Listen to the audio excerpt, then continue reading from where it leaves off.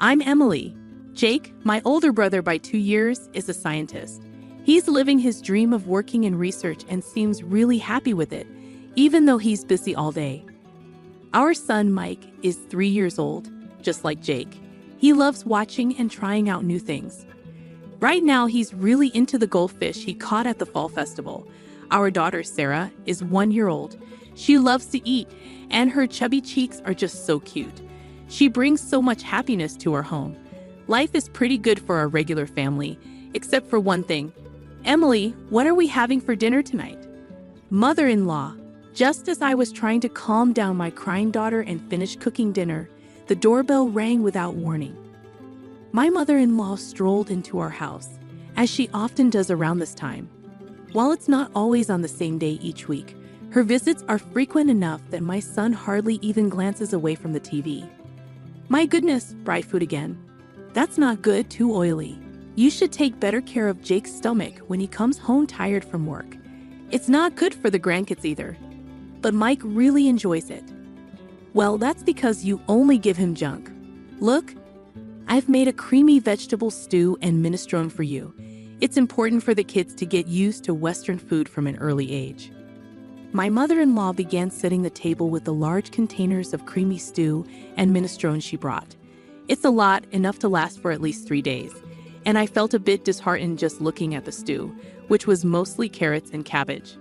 Come on, snap out of it. I'll take the food you made home with me, so go ahead and pack it up. It's not tasty, but we can't waste food. This was routine. Last time she visited unexpectedly, she replaced my clam chowder with her own fried chicken. She left without even sparing a glance at her grandchildren, clutching the still warm container. Once the front door closed, my son turned to me. Softly, Grandma took my fried chicken again. My heart ached seeing the sadness on my son's face. Don't worry, there's a little bit of meat left. Just wait a moment. Yay! As I heated up the oil again, I felt relieved seeing my son's joyful reaction to my words. However, my inner dissatisfaction lingered. My mother-in-law had become increasingly intrusive since my marriage, and it had worsened over the last year. Every week, she showed up unannounced during dinner prep time. Initially, she would just criticize my cooking and parenting, then leave her cream stew on the counter. But for the past 6 months, she started taking my food home with her, effectively ruining our meal. I couldn't fathom my mother-in-law, who lived alone since my father-in-law passed away, eating all 3 servings. She was probably throwing it away. As I prepared baby food and distracted the kids, I managed to cook. It was tough, but seeing my family's happy faces kept me going. Yet, my fried chicken, braised pork, mapo tofu, and hamburgers, all of it, got taken away. I grew up in a family that owned a restaurant, and my dad taught me how to cook, so I'm pretty confident in my culinary skills. And honestly, I think my food tastes better than my mother-in-law's overly sweet cream stew. It bothers me to have my abilities undermined by her, but with Mike in the picture, I've been finding it hard to stand up to my mother-in-law, who is also his grandma. More cream stew? Jake, who comes home after the kids have gone to sleep, makes a face when he sees dinner. Since only Mike's share of fried chicken was left, I served Jake a large platter of the cream stew. What can I do? It's what my mother-in-law brings over. If you don't like it, you can tell her. Yeah, I guess. Jake pokes at the stew, showing little enthusiasm. She shows up without considering Sarah's nap time and even takes away Mike's favorite foods right in front of him. Well, she's lonely since Dad died. That was 2 years ago. How much longer do I have to put up with this? Yeah, I guess. Jake is usually dependable, but he avoids confrontation when it comes to his mother-in-law. Another fruitless conversation passes, and I let out a deep sigh. The only positive thing is that she hasn't suggested moving in. One day, tired of the usual routine, my mother-in-law drops a bombshell during dinner. Instead of her typical greeting, she announces, "Emily, this Christmas, everyone's gathering at our place." What? But after your father passed away last year, we haven't really been able to do much. We've relied on relatives from Dad's side since the funeral, so I'm inviting them to our home as a way of saying thank you, she explains. Sounds exhausting, I respond, lacking enthusiasm. I wonder how she plans to host suddenly when we've always gathered at her brother-in-law's or her own childhood home for Christmas and family reunions. She frowns at me, as if dealing with someone of lesser intelligence. You're not just a bystander here. You'll be helping too, she declares. What? Come over on the 24th and help clean up, she adds, surprising me with her audacious decision. But Sarah is so young. Just use a baby carrier or something. That's how women used to do it back in the day, she suggests, brushing aside my objections. Maybe, but you're also in charge of the full-course Christmas meal. Don't you dare repackage store-bought food or cook anything that tastes bad. I don't want to be embarrassed, she warns. What? You can't be serious, I protest. I'm thinking of inviting your dad's relatives on one day and my sister's family and our daughter on another. It'll be a busy holiday, she continues, though her complaints are tinged with a hint of satisfaction. Hold on, the one who's going to be busy is me, not you. As the daughter-in-law of this family's eldest son, do your duty properly, okay? She concludes before leaving me stunned and my son surprised. She doesn't forget to pack the shrimp gratin that just needs to be baked. That night, when I share my mother-in-law's plans with Jake, he's just as puzzled as I am. What? She's organizing a party on Christmas Eve? Inviting Dad's side of the family when he's not here. Yeah, that's the idea, I confirm. Well, maybe Mom's feeling lonely, Jake suggests. I finally lose my temper at Jake's predictable response. Think about what it's like for me, always being pushed around. Seeing Jake's expression shift to one of realization, he falls silent. Even he understands that this time, it's too much, and he lets out a resigned sigh. All right, I'll handle the cleaning and entertaining the relatives. Really? I'm relieved to hear Jake's offer. It gives me some direction. But can you still cook the full-course Christmas meal? He asks. Just for this year. Let's keep Mom's reputation intact.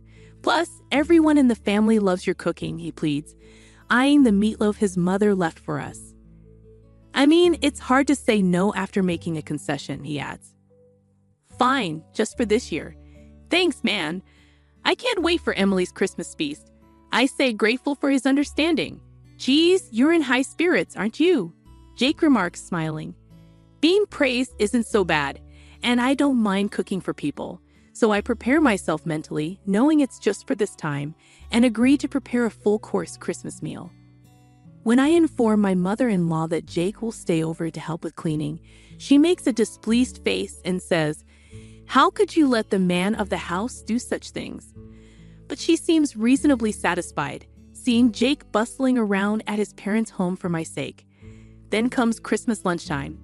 Emily, is the corn soup ready? My mother-in-law asks.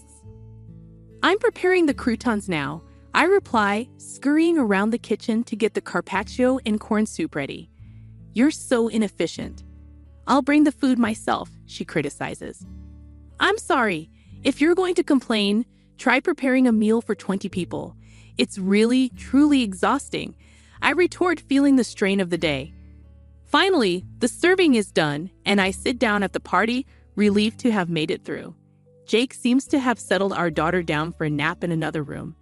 Despite the challenge of preparing a full-course Christmas meal for 20 people, it's gratifying to see everyone relishing my cooking.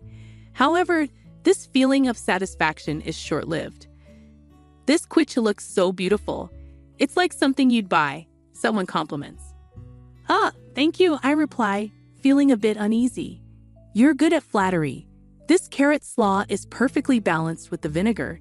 The orange scent really freshens up your mouth, another guest remarks. That's because Christmas meals tend to be rich, so I made it a bit more acidic, I explain. Something feels off.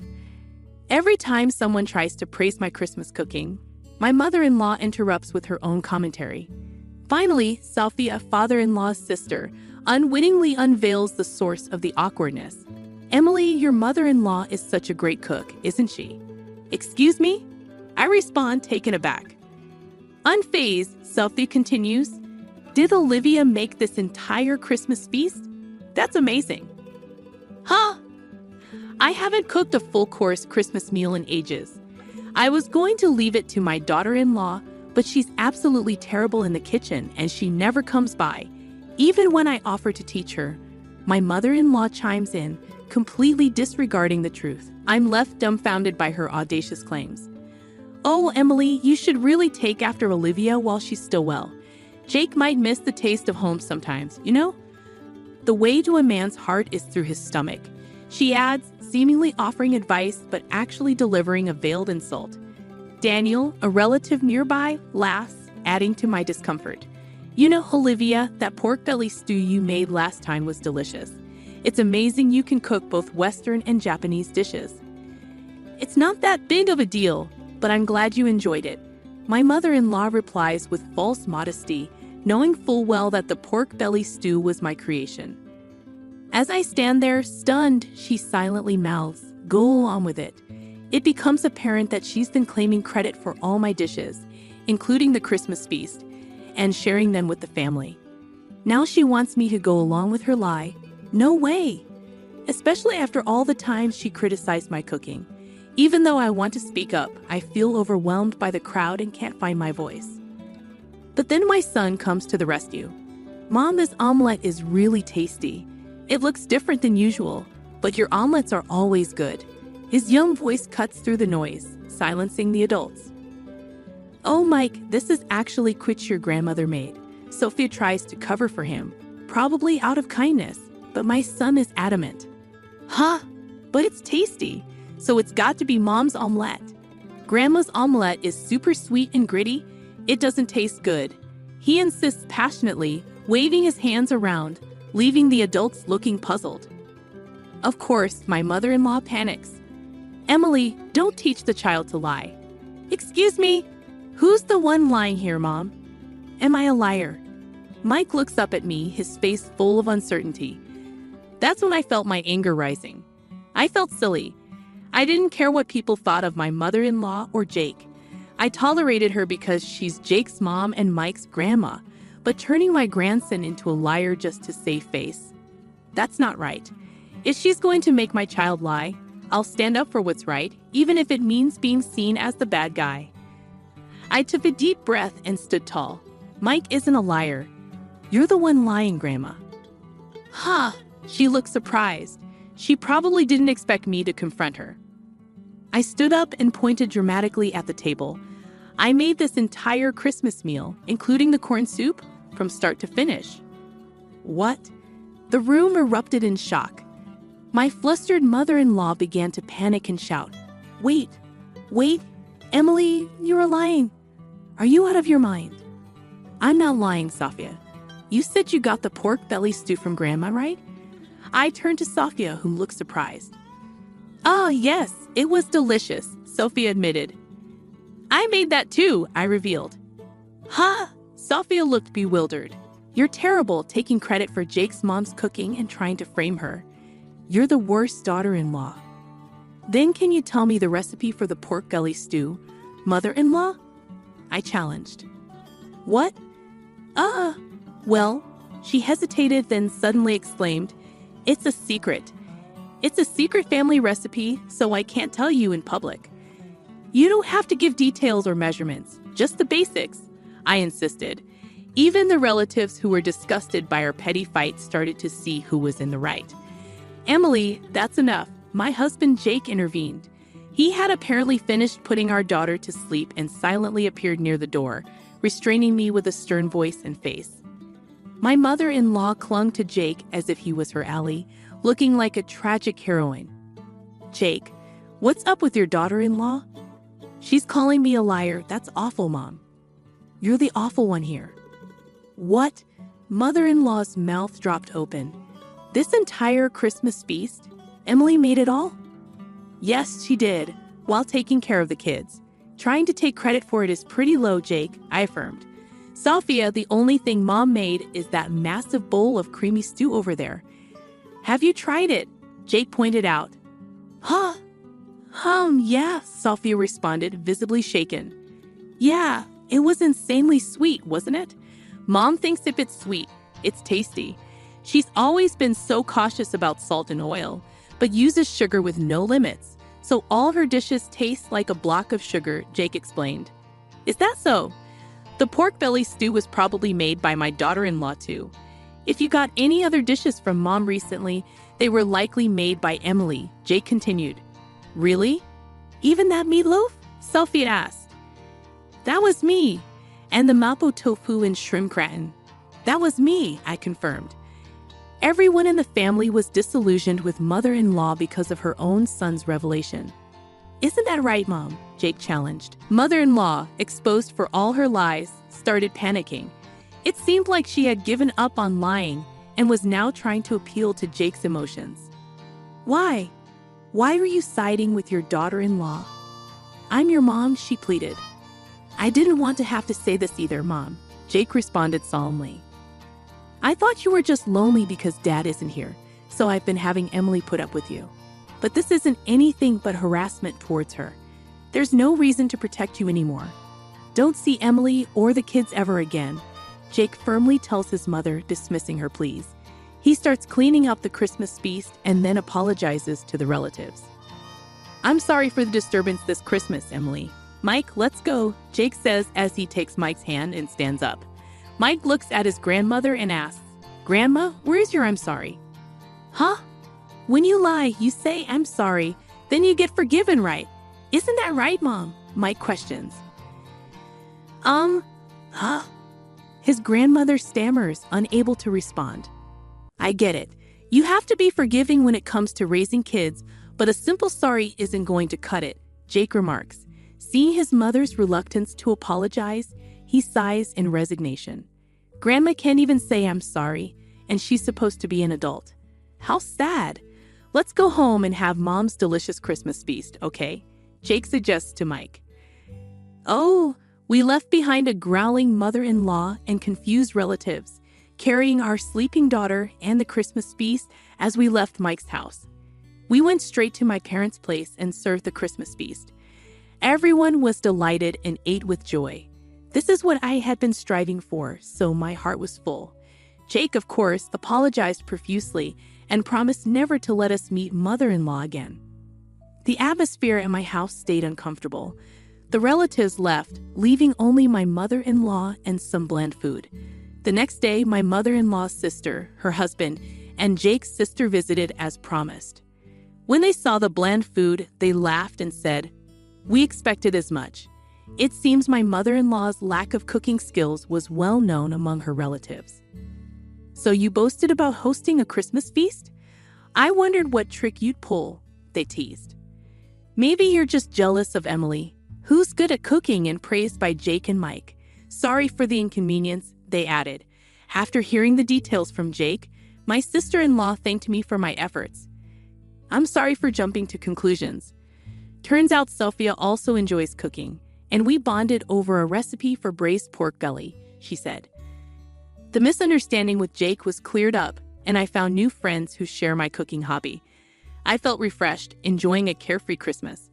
Of course, my mother-in-law wasn't going to give up easily, but I was prepared. As I was making cornbread, my phone rang. It was my mother-in-law. She was furious on the other end of the line. "Excuse me, where are you? It's dinner time. Do your duty as a wife. Are you making the same mistake in coming over again?" she scolded. "No thanks," I replied. "What? You'll be the one left out by the family," she warned. "That won't be a problem. Actually, it was you who got shunned by the relatives. I've even made plans to cook with Sophia next time," I informed her. What? Mother-in-law probably never imagined that I'd become close to father-in-law's side of the family. I informed my mother-in-law that I wouldn't be returning to her house. Instead, my kids and I have been staying at my parents' house since Christmas. We're planning to find a new place to live now that the holidays are over. Despite my mother-in-law's insistence on living near her, Jake's workplace is closer to my parents' house. Since my mother-in-law couldn't heed Jake's warning to stay away from me, we've decided to physically distance ourselves. Right now, Jake is the only one living at his parents' house, and he'll leave once he's ready. When my mother-in-law demanded to know where we were, I simply responded that she couldn't get away with not cherishing Jake's mom.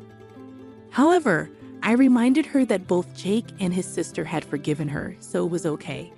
With that, I thanked her for everything and said goodbye before hanging up and blocking her number to ensure I never had to hear her voice again. 2 years later, my family eagerly waits for my cooking in the living room, playing around as I fry burgers in the kitchen. It warms my heart to see them eagerly awaiting my cooking with smiles on their faces. What in the world is happening? I stared at the video playing on my phone. It was showing our home, specifically our bedroom. I have an app on my phone that streams footage from our security cameras. In the footage, I saw my husband with another woman. Were they hugging? They looked too close to just be friends. Then I heard voices. You sure she has no idea? Yeah, I've been following your plan perfectly. She's clueless, believes everything. I can imagine it. They laughed and playfully fell onto the bed. I was shocked because that woman was my own sister. I'm Nancy Hadley, 50 years old.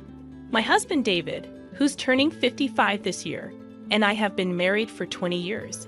We don't have kids, and it's just been the two of us. Life was comfortable until about 10 years ago when David was diagnosed with early onset dementia. Over time, his mistakes became more serious. He started forgetting important business meetings, even struggling to remember how to do his job. Work became a real challenge. In daily life, he couldn't recall where he put things, had trouble dressing himself, and his sense of direction got so bad that he would bump into things.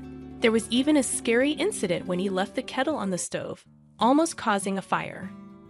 So David and I turned to my sister Anne, who manages a care home.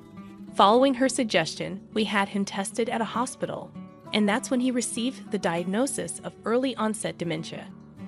David had to retire from his job, and now a caregiver from Anne's facility comes to our home twice a week. These days, I'm the main provider for the family, keeping busy with work every day. Nancy, how is David doing? It was the day our regular caregiver, Ms. Johnson, visited our home. You're here today too. He's your husband, so I'm concerned. After all, we're like family. Since we started relying on Anne's facility, she would often check in before I left for work. She's been caring for David like a brother since we got married. Back when we were younger, she always wanted a big brother, and she was the most heartbroken when David was diagnosed with dementia. Despite being busy with her own work, her frequent check-ins meant a lot to us. Thanks to Anne and Ms. Johnson, I can leave David at home with peace of mind while I work. My income is crucial for our finances, and I'm grateful to both of them. However, they can't come on weekends, so I bear the caregiving responsibility alone during that time. Balancing work on weekdays and caring for David on weekends leaves me with very little time for myself. I wasn't fully aware of it, but I must have been quite exhausted. A nurse, familiar with me from the hospital, where I took David for his regular checkup, noticed my fatigue. Mrs. Hadley, taking care of your husband is undoubtedly tough. But you also need some time to rest on your own. You're right. While I know I can ask Anne and Ms. Johnson for help in a pinch, I don't want to trouble them further. By the way, a new nurse at the hospital, who used to work at a specialized dementia hospital in New York, suggested, maybe she can assist you. Look, there she is. When I looked where the nurse pointed, I couldn't believe my eyes. It was Amy, my college best friend. Amy seemed surprised too, but we hugged and celebrated our reunion. Amy, who was active in the softball club in college, still looked sharp with her neat short haircut. Nancy, you haven't changed at all. Neither have you, Amy. I'm so glad to see you. Amy shared that she waited for her children to grow up, got divorced, and returned to her hometown. Just let me know when you're free for a cup of coffee, she suggested. When David, in his wheelchair, emerged from the examination room after his tests, I introduced him, saying, "Oh, this is my husband, David. It's been ages since our wedding." That's right. It's been a long time. Amy, Nancy's college friend, bent down to match eye level with David, who was seated in a wheelchair, and paused for a moment. Amy, is everything okay? Oh, sorry, David. We met once at your wedding. Is that right? I'm looking forward to taking care of you in the future. Thank you in advance. David smiled and replied, Amy seemed to look at David with a somewhat meaningful expression, perhaps noticing my puzzled look. She stood up with a smile. "I've taken care of many patients like your husband, so I might be able to offer some advice. I think I can be of help, so feel free to ask." "Absolutely, I'll definitely rely on you." "Thanks, Amy." We said our goodbyes. Later on, I encountered Amy on several occasions, such as when I went to get David's medicine or when his health declined. Each time, Amy would look at me with concern, but I pretended not to notice and brushed it off. A few months after my reunion with Amy, David and I visited the hospital together. Just as David was called in for an examination, I heard Nancy. When I turned toward the voice, Amy looked serious. "Amy, is everything okay? Your husband, David, just went in for his examination. Do you have a moment to spare?" "Certainly I do." Amy guided me to a counseling room. "Nancy, how's it going with taking care of David? Are you worried about yourself?" "Thanks." I shared updates on David's recent health and mentioned how the constant caregiving without breaks was affecting my well-being. Amy attentively listened to my story. Initially, I thought she was just concerned about my health. But then she began with, "Actually, Nancy." What she said next was quite unbelievable. About a week before we reconnected, Amy started. She was out shopping in town when she saw Anne with a man she recognized. Amy knew Anne as my sister, but the man's face seemed familiar to her. When Amy approached them and Anne introduced the man as her boyfriend, it was only when we met again at the hospital that I realized it was David, your husband. It was all so perplexing. That's surprising. No wonder you had a strange look on your face back then. Amy had seen Anne and David together in town a week before our reunion. However, David seemed entirely unaware of Amy's presence. I looked different back then. I had longer hair down to my shoulders and wore glasses. I looked completely different. This might explain why he didn't recognize her, but it was still quite a revelation. There's one more thing that's been bothering me. According to Amy, David's responses at the hospital seemed strangely unnatural for someone with dementia. She mentioned that his behavior resembled someone she encountered at the hospital where she used to work, someone pretending to have dementia. The man I saw in town was walking confidently, responding clearly. He looked perfectly healthy. Could it have been a mistake? Maybe you misidentified him? I don't think so. You know David has those distinctive moles under his right eye, right? The man with Anne had them too. It's kind of a distinctive feature for a guy. I'm sorry. I shouldn't be talking about your husband that way. Amy apologized, seemingly realizing that her comment was a bit inappropriate. But it's true. David does have those moles. It's not common to find someone else with the same face and mole positioning. Could it be that David has been pretending to have dementia for 10 years and is having an affair with Anne? The story seemed unbelievable, but Amy was known for her honesty. Honestly, I don't think highly of this hospital, Amy confessed. What? The doctors here aren't great, and I've heard some bad rumors. Doesn't it strike you as odd that they have so many patients? I believe you should get a proper check to confirm if David really has dementia. Amy suggested with a serious expression. Stunned by Amy's words, I went to a big box store and purchased a home security camera. I discreetly placed it in the living room and bedroom to covertly capture what was happening while I was at work. I set it up to monitor on my smartphone and checked in during breaks. Indeed, David's actions were inconsistent with what he portrayed to me. He wasn't disoriented or confused about the placement of things. He was leading a seemingly normal life. Furthermore, when Miss Johnson, whom I had entrusted to look after David, arrived, there was no indication of her providing care. Additionally, I discovered that Anne had been frequenting my home during my absences. Their conversations were unequivocally captured on the recorded footage. You're not risking exposure by pretending to have dementia, David. No, not at all. I'm following Anne's suggestions perfectly. Pretending to be unaware of the date or the locations of things is working like a charm. Acting like I don't write or go outside. Confusing day with night. It's all part of the plan. Nancy is trusting, so I doubt she'll suspect anything. What about Miss Johnson? Is she reliable, or will she spill the secret? Oh, she's reliable. Being a single mom, she needs the money. I've increased her salary a bit, and she's been keeping things hush-hush. After sharing a laugh, they would flirt and head to the bedroom. The footage left me utterly speechless. It was hard to fathom that my own sister and husband were colluding behind my back, yet the undeniable truth was right there on the recording. Faced with this shocking revelation, I felt lost. A few days later, I found the courage to confront Miss Johnson, who had been caring for David. When I reached out to her, she agreed to meet the following Saturday. I visited her apartment and presented the footage. She appeared resigned, tears filling her eyes as she apologized. This is the truth. I've been deceiving you all this time, and I'm truly sorry. I don't have a license, and finding another job was a struggle. I had no choice but to go along with what Anne said because she offered me such attractive terms. As seen in the footage, Anne, a single mother supporting her child alone, needed the money.